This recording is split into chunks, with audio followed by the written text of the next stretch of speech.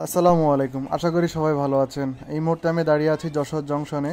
ভিডিওটি করা গতকাল অর্থাৎ 24শে ডিসেম্বর দক্ষিণবঙ্গের মানুষের জন্য দুটি ট্রেন উদ্বোধন হয়। একটি হচ্ছে জাহানাবাদ এক্সপ্রেস, যেটি খুলনা যাবে পদ্মা সেতু নড়াইল হয়ে, এবং আরেকটি হচ্ছে রূপসী বাংলা এক্সপ্রেস, যেটি পদ্মা সেতু নড়াইল হয়ে যশোর হয়ে বেনাপোলের উদ্দেশ্যে যাবে। তো আমি আজকে রূপসী বাংলা এক্সপ্রেস ট্রেনের অপেক্ষায় রয়েছি।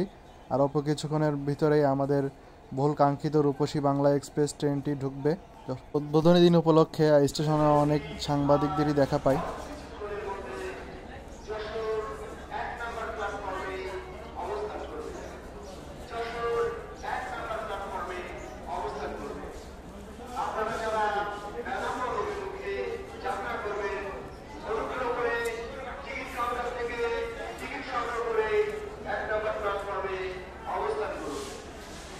এই মুহূর্তে অ্যানাউন্সমেন্ট হয়ে গেল, রূপসী বাংলা এক্সপ্রেস আর অল্প কিছুক্ষণের ভিতরে যশোর জংশনে প্রবেশ করবে।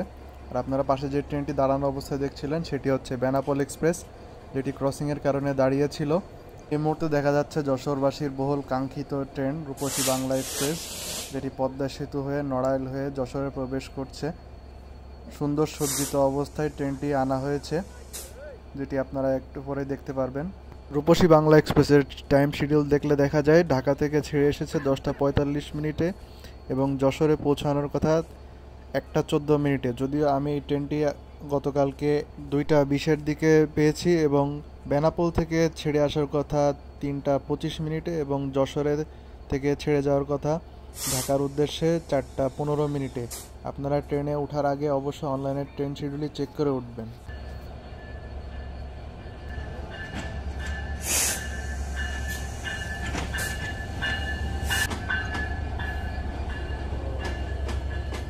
সুসজ্জিত করে ট্রেনটি ঢাকা থেকে উদ্বোধন করা হয় এবং সুসজ্জিত অবস্থায় যশোর জংশনে প্রবেশ করে।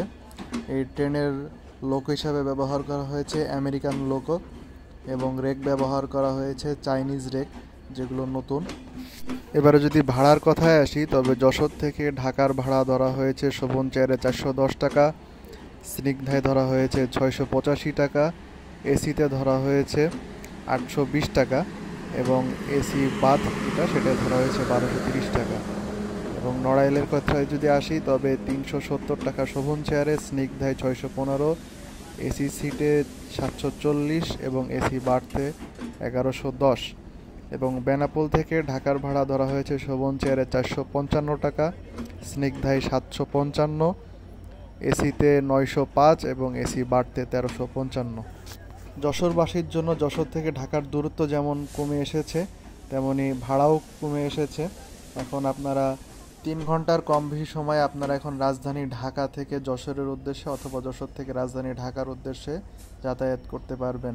রেকের গায়ে আপনারা দেখতে পাচ্ছেন খুলনা থেকে ঢাকা অথবা বেনাপোল থেকে ঢাকা, অর্থাৎ একই রেক দিয়ে জাহানাবাদ এক্সপ্রেস ও রূপসী বাংলা এক্সপ্রেস উভয় চলবে। এবং ট্রেনটির উদ্বোধন করেছেন জনাব মোহাম্মদ ফাউজুল কবির খান স্যার, যিনি বর্তমানে রেল উপদেষ্টা আছেন। এখন আপনারা ট্রেনটির ইন্টেরিয়র দেখতে পাচ্ছেন। গতানুগতিক আমাদের দেশে লাস্ট লটে আসা যে চায়না রেকগুলোর ইন্টেরিয়র যেরকম, হুবহু একই রকম ইন্টেরিয়র, যেহেতু এগুলো চায়না রেক। এসি কম্পার্টমেন্ট এবং এসি বার্থ চায়নার রেকগুলো যেভাবে দেখেছেন, এই ট্রেনেও ঠিক হুবহু একই রকম।